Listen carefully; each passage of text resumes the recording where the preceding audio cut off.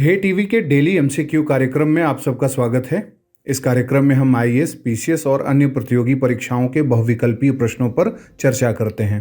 तो आइए शुरू करते हैं आज का पहला सवाल। हिमालय से 4 गुना बड़े सुपर माउंटेन्स की खोज के संबंध में निम्नलिखित कथनों पर विचार करें। पहला, ये सुपर माउंटेन्स 8000 किलोमीटर की दूरी तक फैले हुए हैं। दूसरा, पृथ्वी के विकास और इतिहास के दौरान यह माउंटेन्स यानी सुपर माउंटेन्स 2 बार निर्मित हुए हैं। तीसरा, पहली बार यह 2000 से 1800 मिलियन वर्ष पूर्व निर्मित हुए थे और दूसरी बार 650 से 500 मिलियन वर्ष पूर्व निर्मित हुए। उपरोक्त में से कौन से कथन सत्य हैं? ए 1 और 2, बी 2 और 3, सी 1 और 3 या फिर डी 1, 2 और 3। इसका उत्तर है डी। हाल ही में वैज्ञानिकों ने हिमालय से 4 गुना बड़े विलुप्त सुपर माउंटेन्स की खोज की है। इस प्रश्न में दिए गए तीनों कथन सही हैं। इन सुपर माउंटेन्स की पहचान करने के लिए वैज्ञानिकों ने और अनुसंधानकर्ताओं ने जिरकॉन और लो ल्यूटीशियम कंटेंट के निशान या चिन्ह का प्रयोग किया। यह ऐसे खनिज और रेयर अर्थ एलिमेंट का कॉम्बिनेशन है जो केवल हाई माउंटेन्स के रूट्स में पाया जाता है, जहां पर वे बहुत अधिक दबाव यानी इंटेंस प्रेशर में निर्मित होते हैं। जी झू, जो कि ऑस्ट्रेलियन नेशनल यूनिवर्सिटी में एक पीएचडी कैंडिडेट हैं और इस खोज से जुड़े निष्कर्ष के लीड ऑथर भी हैं, उन्होंने इसे journal earth and planetary sciences letters में प्रकाशित करवाया है। पहले सुपर माउंटेन्स को नूना सुपर माउंटेन कहा गया है, जो यूकैरियोट्स के अपीयरेंस के साथ दिखने लगा था और ये ऐसे जीवों के साथ अपीयर हुए थे जिन्होंने प्लांट्स और एनिमल्स की उत्पत्ति को डायरेक्शन दी थी।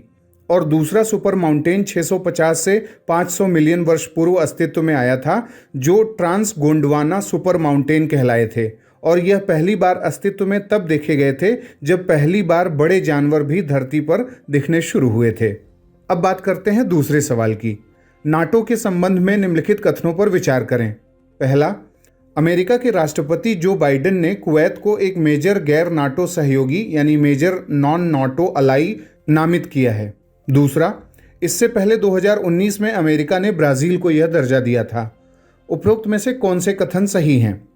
ए केवल 1, बी केवल 2, सी 1 और 2 दोनों या फिर डी न तो 1 न ही 2।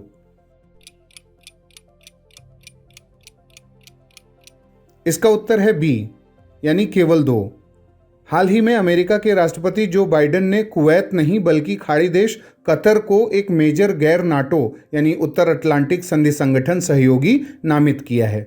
यह मुख्य रूप से एक सांकेतिक सम्मान है जो अफगानिस्तान से लोगों को निकालने और गाजा में पिछले साल के इजराइल हमास युद्ध को समाप्त करने में कतर द्वारा की गई सहायता का आभार प्रकट करने के लिए दिया गया है। बाइडेन ने व्हाइट हाउस में कतर के सत्तारूढ़ नेता के साथ एक बैठक के बाद इस संबंध में घोषणा की है।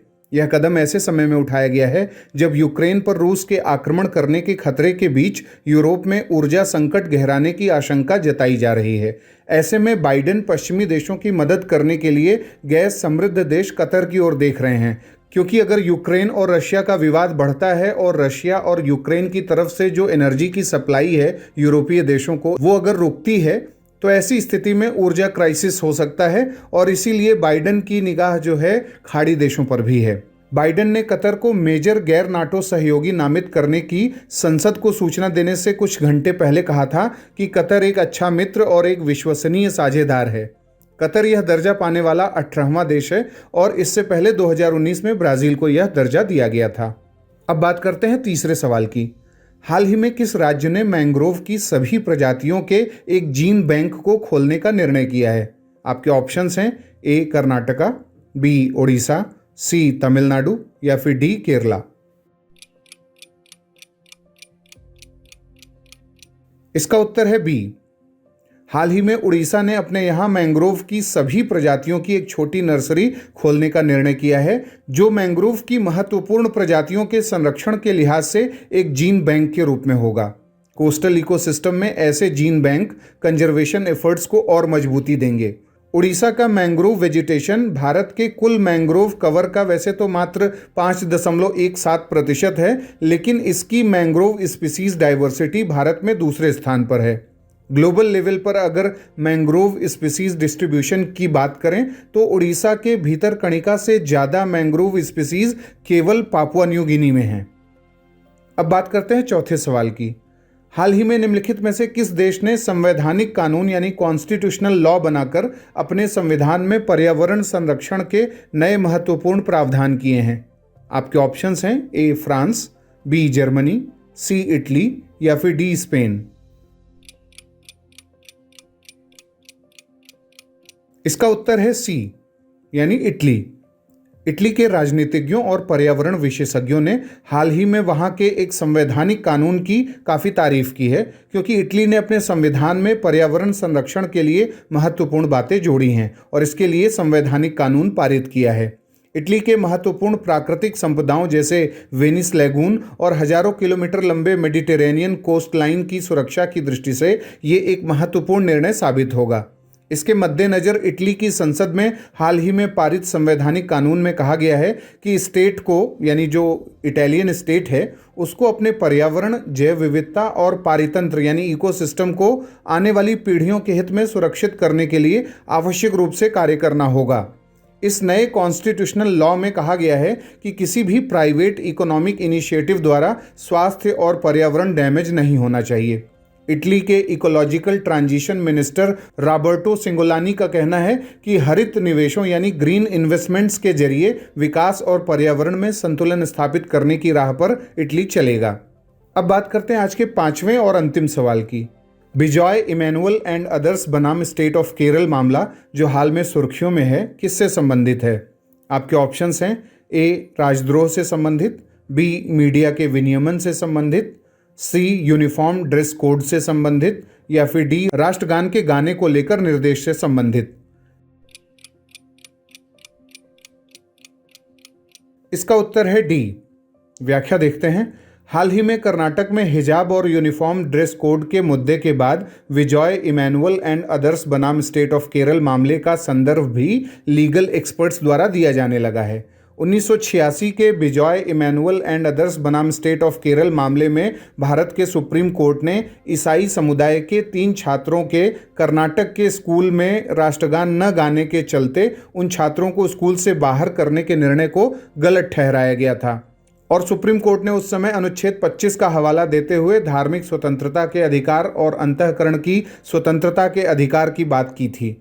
यह मामला केरल के कोट्टयम जिले के एनएसएस हाई स्कूल का था, जिसमें हेड मिस्ट्रेस द्वारा ईसाई समुदाय के 3 छात्रों को सस्पेंड कर दिया गया था। दरअसल इमैनुअल का परिवार ईसाई धर्म को मानता था और गॉड के अलावा किसी के प्रार्थना करने को तैयार नहीं था। स्कूल में उन तीनों के अलावा 9 और बच्चे ईसाई धर्म को मानने वाले थे और वह भी राष्ट्रगान के सम्मान में खड़े तो होते थे लेकिन उसे गाते नहीं थे। इस पर स्कूल में कुछ ही दिनों के अंदर काफ़ी तनाव हो गया और बात बाहर तक पहुंच गई। 25 जुलाई 1985 को तीनों ईसाई बच्चों और बाकी जो 9 और बच्चे थे उनको स्कूल से निकाल दिया गया था और जब तनाव इतना बढ़ गया था तो वहाँ के विधायक वीसी कबीर ने इसे राज्य की विधानसभा में भी उठा दिया था। तो ये था आज का हमारा डेली एमसीक्यू कार्यक्रम। आपके 5 में से कितने सवाल सही हुए, कितने गलत हुए, आप हमें कमेंट बॉक्स में बताएं। आशा करते हैं कि ये कार्यक्रम आपके लिए उपयोगी साबित हो रहा होगा। हम लोग डेली एमसीक्यू में आपके लिए महत्वपूर्ण सवाल यूपीएससी के ट्रेंड के हिसाब से ले आते रहेंगे। अगले कार्यक्रम के साथ जल्द ही हाजिर होंगे। इजाजत दीजिए, नमस्कार।